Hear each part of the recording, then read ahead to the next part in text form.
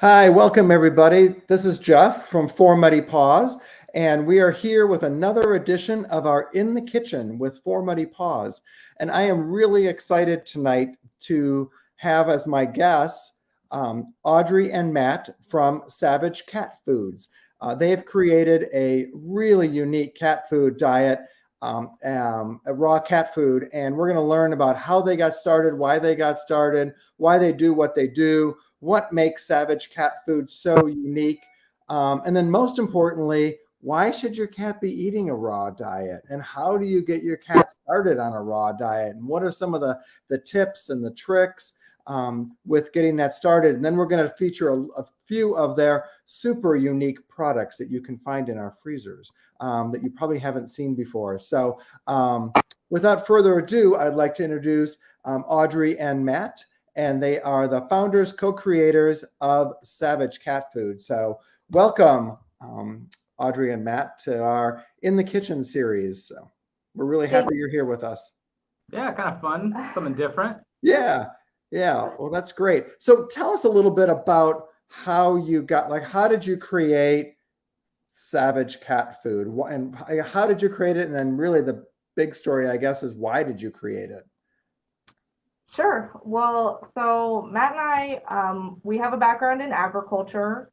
So we used to work for an organic fruit farm at the farmer's market. And, we kind of like make a lot of our food ourselves, make our own toothpaste, our own kombucha, that kind of thing. Matt makes his own vodka. Okay, that's good. We're just into, trying to keep things as clean as possible. And at the time, we were feeding our cat, Mr. Kitty, grain-free kibble, thinking that was really healthy for him, with like acai berries and stuff. We totally fell for all that marketing. So this was in 2014. He got attacked by a pack of coyotes. So it just that's kind a whole pack of coyotes. Oh, that's awful. It was crazy. Like, it's so scary. We were out of town. He's like a defend the home front type guy, so he would push out screens if he saw something out there. So our neighbors actually saved him, took him to the vet. They actually thought it was their own cat until they got home. I have a similar story, not with a coyote, but yeah. Oh my gosh. Cat confusion. Yeah, it was crazy. So then we got called in, and obviously we're like, yes, like fix him. So we just had a very big vet bill. Yeah, been there before. Yeah. Yeah. Care credit's your friend, Exactly. So it was just a wake-up call for us, like, let's start researching how to make your cat really healthy, how to make your cat live a long time. And so as soon as you put that into Google, raw feeding comes up. Right. I was like, what is raw feeding? I never heard of it. And I thought, if I don't know about this, a lot of people don't know about this. Right. So we immediately just started tinkering around and making a cat food for him. And then we started selling it at the farmer's market. And it was a very short amount of time before a pet store walked through the farmer's market and was like, what is this? Yeah. We're kind of everywhere. So we didn't really, we weren't pursuing pet stores or anything. But then we realized, for frozen, that's really the way you want to go. So they brought us into that store, and then someone that year told us to go to the Super Zoo exposition. Yep, we just got back from there, so yeah. Okay. Yeah, it's something. It's something, yeah. They're thinking we're gonna pick up. I was thinking, we'll get a few stores, get a little exposure, and then because at that time we only had a handful of stores, and then we had no idea what we were in for. No, it's pretty amazing. It could be overwhelming. Yeah, it could be very overwhelming. So distributors were getting in fights over us for exclusivity in our booth. Yeah, we're like, I don't know if we're ready for this yet. You're like, I just want to make toothpaste, cat food, and vodka. I'm done, you know. Yes. But no, but it was great. So that's when we signed with our first distributor in California, where we're from. Yeah. They took over, our 5 pet stores that we had. Yeah. Sure. And we expanded with them over the next couple of years, and we really took our time building out our facility and getting all of our supply in order, yeah. in order. So our whole thing is working with the farms and dealing with that whole backside of the deal. And in order to grow, your farms have to grow with you, kind of a deal. Right. Mom and pop operation, rabbit farms, it's all domestic. So finding more people to raise rabbits, finding the infrastructure to handle all of that, just making sure that everybody could keep up and we could keep up. So it's taken 6 years, something like that, to expand the entire country. Yeah. We'll go to it a little later, but when Radcat went down, that's Right. kind of, Right. everyone's like, hey, can you make food now? Like, we need it. I know that left a giant vacuum in the market. I mean, it was just that's a whole nother story, but it did leave a giant a big hole. And we had so many, and still do have so many Radcat fans. And we were a Radcat fan. I mean, that was the one food. Just to digress for a second, but that was the one food we could get our cat transitioned to off of a kibble diet, and she had chronic kidney disease. She was diagnosed with that, and we moved her on to her raw diet, and man, she lived to be over 18, almost 19 years old. And Radcat, and that at the time was the only raw cat food that she would eat and not throw up. And then she just excelled on it. She did so well for so long. So with chronic kidney disease for 5 or 6 years, and that raw diet really saved her. So yeah, that's great to hear. Yeah. So how did you begin formulating Savage Cat? Because one of the big things with feeding a raw diet, and when you're making a raw diet, particularly at home, is making sure you're balancing the nutrients right. You're getting, you've got all the bioavailability and and everything's balanced, and you're not, your calcium, phosphorus, and you've got all your vitamins and minerals. Cats are so, I mean, everyone knows cats are complicated creatures, but physiologically they are very complicated, and they are not dogs. They are their own unique, animals with their own unique system. And so how do you begin to formulate a complete and balanced diet for raw diet for our cats? So the important thing to remember is that cats are obligate carnivores. They have to eat meat. We don't even want to go down this wormhole, but there's no such thing as a vegan cat that will survive, Right. over a long period of time. So our whole mentality is prey-based, something a cat can kill itself. So we want it to be as close to what they would eat in the wild within USDA regulations. So basically what that means, that explains why we don't make it out of cow or out of venison, because we want it to be small animals. Our whole model is a mouse or a gopher. So something small, and a mouse and gopher, they have a higher organ to bone ratio and muscle meat ratio than, like, say, a chicken. So what we have to do with our chicken cat food and all of our cat foods, we have to dilute that bone content down. For us, that is adding a lot of heart and a lot of liver. A lot of it. Yeah. So especially if you see like our rabbit cat food, rabbits are very bony. We have to add a lot of heart, a lot of liver. Our Americans don't eat enough rabbit for us to source the quantities needed of rabbit liver. So we chose to go with lamb for that organ meat, because allergenic properties. But basically, that's the reason, is to dilute the bone content. So follow some AFCO regulations, for minimums. Things that probably, if you were feeding every day a fresh diet that you prepared yourself, killed in your backyard, you probably wouldn't have to add taurine and things like that. But if it's in the freezer a long time, those things will deplete. Yeah. So you have to add in a little bit extra taurine. Because the taurine would naturally be found in the muscle meat and in the heart. primarily. So. Very prevalent in heart. Yeah, your organ meats and things like Then that. the organ meat, right? Yeah, yeah. Yeah, it's one of the first things to be depleted in the freezer. So there's no such thing as taurine toxicities. So if there's too much taurine, it just gets excreted out. But if there's not enough, then the first thing to go is the eyesight, which is a huge thing. So it's one of those, like, if you can add it and just, Well, yeah. And they don't do a good job. I mean, just dogs I know can create enough to, they should be able, that's a whole nother story, but most dogs should be able to build taurine for their system, but cats don't have that. They need the taurine direct. So Convert it, exactly. Yeah. Which also is another point that makes cats so unique. Now, one of the things I noticed that you add into your foods, you add, I just have that. So you put like bovine adrenal tissue, and the bovine spleen tissue, the ovine thymus tissue, the porcine pancreas tissue.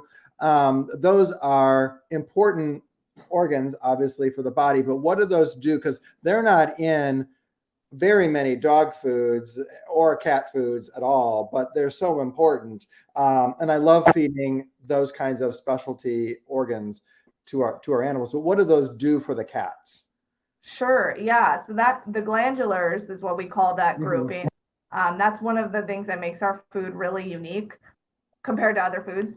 And it's a practice called glandular therapy that is endorsed by a lot of holistic veterinarians. It's basically like heals like. Yeah. Oh, what? Like heals like.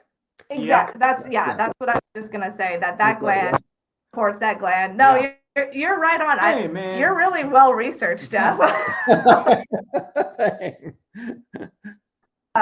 So it's like Eastern medicine, basically. But also just going with our whole prey mentality, the cat's going to eat that anyway, if they're eating a mouse. And you really do want to integrate secreting glands into their diet to have a really well-rounded diet. Perfect. Great. Now I know that you have, let's see, where do I want to start with this? So how, why is it, I guess we talked a little bit about why it's important to move our cats off of a dry diet. Obviously the big one is moisture, but I guess moving off of a dry diet and then moving our cats off of a wet diet, like a canned diet. So it adds the moisture, but how is the raw diet different than just adding the canned diet? Oh yeah. So with a raw, you're going to have more of those enzymes are going to be active. So it's basically just the nutrients are more bioavailable. It's easier to digest. Oh, sorry. I keep moving the camera. Okay.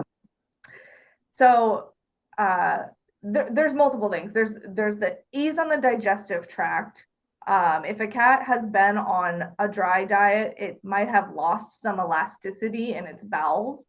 So even if you're just moving to a canned, that's still not going to heal that. There could be inflammation. There could be the disability to absorb nutrients. So when you switch to raw, you're going to start healing that gut flora. The other advantage with raw, specifically with one like ours that has bone and that with our packets, which we'll get into, that have chunks, is oral benefits. You really want your cat to be chewing and gnawing and gnashing and having resistance in their food. Over time, if they're just eating, let's say like a pate, their gums will recede and will decay. Their teeth will decay over time. And that's even a raw. Even a raw food, if it's like a completely ground, if that's all they're eating, it's not the best for their teeth. I guess, yeah. It'd be like us eating pudding every day. I mean, a more nutritious pudding for sure, but still pudding. Yeah. Good if your cat doesn't have a lot of teeth already, but if you have dental issues, maybe, but yeah. Right. Yeah, there are a lot of cats with dental issues, so we definitely want them on raw as opposed to something else for their inside. But yeah, the more you can get them chewing, the better it'll be for them. And then just as a side benefit of raw feeding, compared to canned, because it's not cooked, there's no smell. So that translates to no smell in the litter box. So we have a friend who's kind of a ladies' man, and promiscuous. he just for that reason. He has He's like, 2 cats. Well, there you go. You can get the ladies though. That's funny. And certainly there's less of it too, because anytime you're on a raw diet, talk about the bioavailability. Your cat might only poop once a day or less, maybe not even, the schedule's going to be much reduced from where they were. And then to talk, I think, a little bit about moisture, because that's so important. And we talk a lot about the intracellular moisture.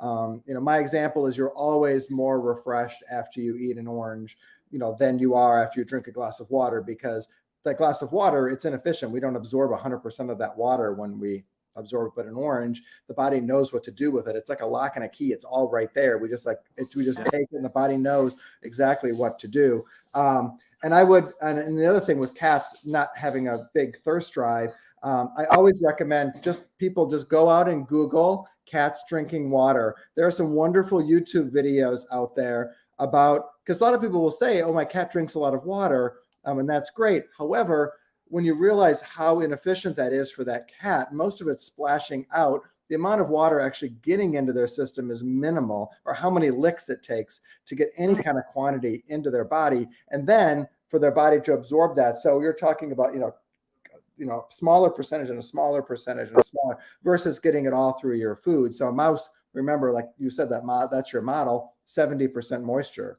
is really what we're. Yeah, and cats think of big cats. They're desert animals. They don't normally go and drink unless they're like, a crazy heat wave or something. Our cats, they never drink water. We keep it out, just in case, right, but never do it. But they always pee. Yeah, exactly. So our dogs are the same. Our dogs are the same way. I mean, water bowl is like super small because that's what they prefer. We had 2 water bowls out there. No, they're like, we want the small one. It's fine, but they hardly drink any water because they're all raw fed. And so there are plenty of, but yeah, they pee every day. So, So you definitely want them to get their moisture from their meal, from their prey. And yeah, like you said, it's the best way to get it. Right. Good. So what is the difference between your boxes and your, your 2, you've got some different formulas. Your main 2 are, some of your food comes in pouches in boxes, and then some of it comes in the tubs. And so what's the difference between those 2 formulas? Yeah. So when we started with the pouch food. So this was our, way of just showing a different, we didn't really like the packaging that was on the market that was like a chub or a tub. You have to thaw the whole thing. So we wanted to have 1 to 2 servings in a pouch, similar to a wet food pouch. There wasn't really that in the frozen category. Right. And then we also wanted to have the chunks in there. So this product is really superior because it has diced muscle meat in it. So with rabbit, that's rabbit leg meat. With chicken, it's chicken breast, duck breast. The way we describe the texture is like chunky peanut butter. It's just these little chunks in there, but you'll see the cat when it's eating, it's like, maybe something like that. Work on it. Using those carnassial teeth. So yeah. Yeah. So that one is our flagship product, you would say. And then when Radcat closed, so many people requested our food in kind of their texture. So we also have the tub now available, and it's the same ingredients, not like the Radcat ingredients at all, but all ground up. So hopefully texturally, those cats that they prefer that texture, we can at least get them eating raw. Right, exactly. Great. And you don't use, you use the ground up bone in that, right? You don't use a bone meal. Correct. Yeah, we don't source things separately. Like for instance, neck, thigh, heart. We do whole animal, and then we dilute it down. So we're getting light, dark meat, wing, backbone, that kind of thing. Very tasty. We have quite a few of our customers will make their own cat food. And they have the Yeah. grinders and it's the whole rabbits going in and making nice. up their own formulas. So it's, yeah, we have some, and it was funny because we met with a lot of our big raw cat feeders, and so many of them were making raw cat food for their feral communities, which I was like, it was amazing. I mean, these feral cats are, yeah, they were like, no, they deserve good food. And so I was like, wow, it just blew my mind. There was some very dedicated cat folks. So it's pretty cool. So that's where we're just excited that, you all came around. And then I think, of course, the most unique things that we have in the freezer are your the squawkers and the walkers and your quail. And then I must say your dehydrated rabbit ears are our dog's absolute favorite. So tell us a little bit about the squawkers and the walkers and the quail. And then people are intimidated when they see a duck head like that. They're like, what do I do with that? Will my cat ever eat? Is this for every cat? Is this for dogs? How do I get my cat to know that this is even food? Because they imprint so early, on their little star-shaped kibble. A duck head doesn't look anything like that. So how do you get, why and how do you get started? So our whole prey items that are for cats and dogs, they are not for beginner raw customers. They're pretty much, we say, intermediate to expert level raw feeding. If they're on kibble, you're right, they're not going to know what to do with this. Yeah. So you have to work, especially a dog might go for it, but especially a cat, you have to work up to something of a whole prey status.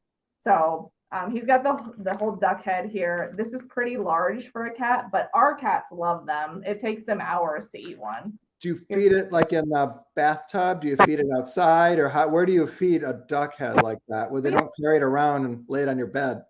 Sometimes they'll take it and run. Yes. Adventures. We advise feeding in the bathtub if you don't have outdoor area. We have a tile mudroom that the cats eat in, so we let them drag it all around there, and then we mop afterwards. Okay, right. Yeah, you definitely want to clean up after that. So can they eat the beak and they can eat the whole Oh yeah. thing? So the bill is going to be like your fingernail texture. So Okay, so it's just keratin based. Yeah, and having the brain and the eyeballs in there is a really good source of DHA, EPA fatty acids. Definitely one of the best parts of the whole animal, the brain. Great.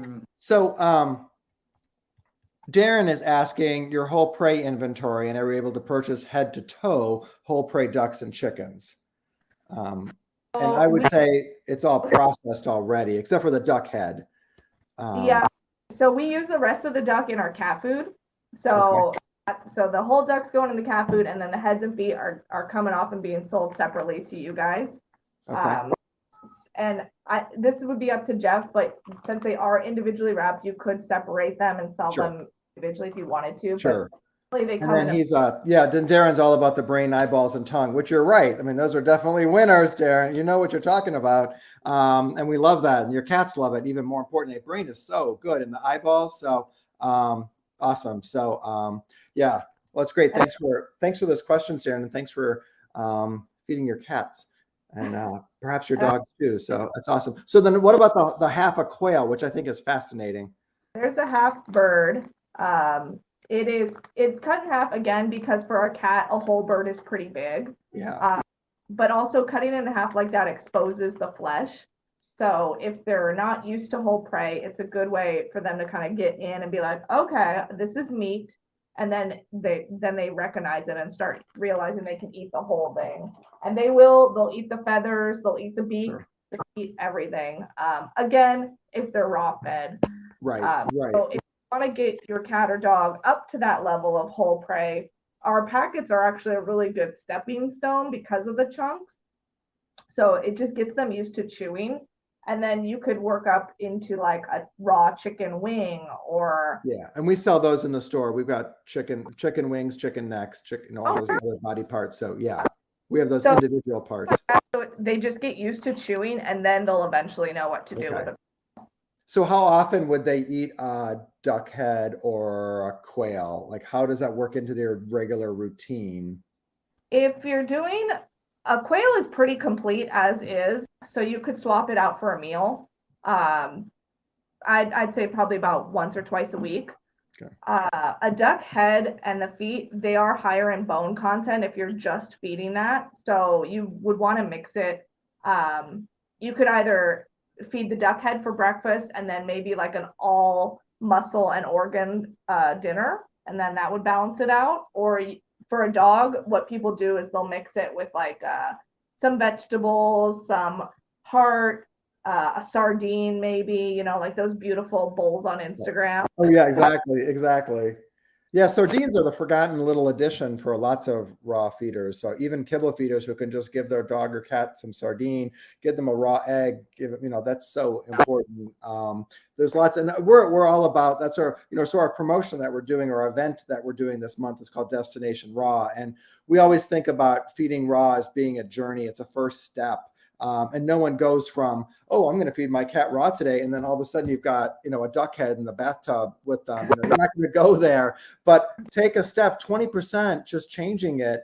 Putting a tablespoon of fresh greens, or greens in a broth or something. That can make a big difference in your animal's health. So just whole foods, and so we just call this Destination Fresh Foods because we're looking at, it's a journey that we're on. No one, every journey starts with one step, and we just want everyone to take one step. And so a brand like yours is really, we're just so excited to make it available to our customers because you have so many options for getting started for our cats. And it's just such a great diet. We just get, all of us raw feeders and the stores, just geek out on all this stuff because we're like, oh my God, I've got something I can give my people. And this is so exciting. And our team is so excited to share it with people. And that's what we really love. So what are some of your tips and tricks for getting someone on, say, we've got someone on a kibble diet, like a dry diet, but they're like, I really want to make this commitment, in the next, I really want to make a commitment to feeding my cat a more naturally species appropriate diet. Where, in your mind, where do they begin? And how do they do that? What you just said is that they're dedicated to converting their cat. That's the first step. If you just throw down raw and your cat doesn't go for it and you go, oh, well, that's not going to work. So it really just starts with the mentality that I'm going to get this cat to eat raw. Sometimes people say, well, I tried raw, my cat didn't like it. It won't convert. And I'm like, well, I could get your cat to eat raw, You have to want. So anecdotally, it took us a year to convert my cat. I converted her from kibble to all wet and then to raw, but it took me a year, and mainly a year because I had to find the right food that she would tolerate and eat. But then when I converted her, she was done, but there was a commitment, and I'm like, Sophie, we're gonna make this work. And she was, she did her part, but she told me that what she didn't like and what she liked, but yeah. So there's definitely a commitment level, I think, as with our cats, especially if the younger cats. Kittens are much easier, but when you've got a 5-year-old, 8-year-old, I think those do become a little bit more challenging. The dedication is what's key. The next phase, you could start integrating. I'm sure what you did. You start adding a little bit of wet into the dry, and then try to taper it off, things like that. Every cat's different. It's just like every child is different, and everything. So one thing with raw food, what we briefly touched on, is there's no smell. So a lot of cats, if they're on dry or canned, they're used to that smell. They don't recognize raw as food. Mm-hmm. So the biggest thing is get them on a schedule, a closed feeding schedule. Usually that would be breakfast and dinner. And then that's with their current food, whether it's dry, whether it's wet. What happens is then they realize, okay, it's dinner time. What's in the bowl is my food. So from there, then you start working up. You can do 10% of their old food or current, 10% of the new food, 90 current of the old. Mm-hmm. And then work it up. Personally, we don't do that. We convert a lot of cats. All we found over time is all you have to do is get it in their mouth one time. Yeah. And a tip is, or a trick is, you dip their paw in it and then they have to Yeah, put Probably on their that way. paw. One of the things that I found too that can work is hiding it because they want to hunt their food. And so they may not recognize it as food, but if they find it somewhere and they on their own, that they can be like, oh, this is food and I can eat this. So having a nice plate in a place where they don't normally eat can sometimes be an area where they're like, oh, this is interesting. So they're not like turned off by this is not food. They're more like, oh, what's this? And then they try it. That's worked. And then I think also slightly warming, not cooking any of the foods, but even just doing like a double boiler almost. So, keeping it a little bit warm. And so it gets more like body temperature because no one wants to eat a dead mouse they want to eat a freshly killed mouse. So again, they're a little warm when they're eaten. So the pouches, they're so thin. What makes them really nice is that you can under warm water, run it under warm water, just like a minute or two, you're good to go. And then you just slurp it out, and then it's good to go. Perfect. The way we like to do it is you just run it under water real quick. They release from the pouch, and then you can the whole thing like a slider almost just slides out into the bowl, and then you can defrost that way. But yeah, that warming it helps a lot, I think. Yeah. And those slow feeding mats are really cool. Yes. A lot of cats really like those. So if you're feeding their current food, hopefully it's a wet food in one of those, and then you swap it out for raw, then they're going to know exactly what to do. Yeah. Or even well, and it also just talking about that, and we talk about it a lot too, and we have a lot of bowls, and those mats are great, but whisker fatigue. So for lots of folks, when cats eat in a bowl, those whiskers are very sensitive. They use them for sensing prey and touch and feel. And there's a lot going on in those whiskers that we don't even realize. And when they're eating and then those whiskers are touching a bowl, especially when they have to go way deep down, it can be very annoying for them. And that may be a reason why they don't want to eat. So having an elongated bowl, having a flat plate will work. Or there's, the puzzle toys are, so having the food around that they really have to work at it, and they can walk 360 around it in a safe area so that they're not, worried about it or anything. So, yeah. Oh, there you go. So Darren, good. I've played hide a meal, especially when you set it up so they think you're stealing a treat. Yeah, that's great. It's really fun. So you can have fun at dinner time. And we have some really unique feeders, a little more difficult with raw, but the premise is to hide the food and let them hunt it and find it. Because it also gives them exercise and mental stimulation, because some of their cats don't get the physical exercise that they really need. And so that's another, so good nutrition is part of it, but a part of that is the physical, activity as well, and mental. That's actually one reason we feed the duck heads and feet to our own cats is it's if we're going to be gone all day or something, like we can't interact with them or play with them, or rainy day or something, give that to them and it'll keep them stimulated for hours. Yeah. Well, that's great. Well, I just want to thank you so much. This has really been a treat to talk with you, to learn about the foods. And, if we'd love to get all of our cats on a raw diet, that would be our ultimate goal. And so if anyone has questions, they can certainly reach out to us, reach out to Audrey and Matt. They have a wonderful food. Look for that if you're not in the St. Louis area. We have a store in St. Louis. We have a store in Edwardsville, Illinois. But if you're not around us, look for a store that carries the Savage Cat Foods, and give it a try. I have to say, because these, you two are really committed, your stuff. We've got to do right by our cats. Our cats should be living to be in their 20s, not in their early teens even. So 20s to be mid-20s should be our expectation now, and not obese and nice, lean, beautiful cats. And so that's our goal. And so I really appreciate all that you've done. I'm sorry Mr. Kitty had to go through all he did to get you to that spot. But yeah. Okay. So I have a question from Jamie about any plans to do a dog food. That's a great question. We get asked that all the time. We do not have any plans to do dog food. Basically, we just think we would be competing with some of the good dog brands on the market. We think with our cat food, we have a really niche product. However, that being said, our food is perfectly safe to feed to dogs. You can add your own fruits and vegetables and kind of make it go a little bit further. Mhm. But like if your dog has pancreatitis or something where it needs like a really limited ingredient diet, it could do it. We have a lot of dog customers that do really well on it. That's great. And Well, especially with your glandular therapy, because there's not, I mean, that's pretty rare even in the dog raw world. So that would be important, particularly for dogs with, pancreatitis and those issues. So yeah, awesome. we have a lot of dogs on, like, price wise, you're looking at like a prescription diet. It's about the same as buying the large tubs, So Exactly. his black lab for like a year and a half, he was like, well, I could buy your tubs and do this instead of doing the subscription stuff. And the dog ended up living a lot longer than the vet said it was going to live. And it got off all the medications that they had on. They're like, oh yeah, this thing's done. We should talk about putting it down. And then he's like, well, how about we try some raw food? And they were all against it, but then he did it.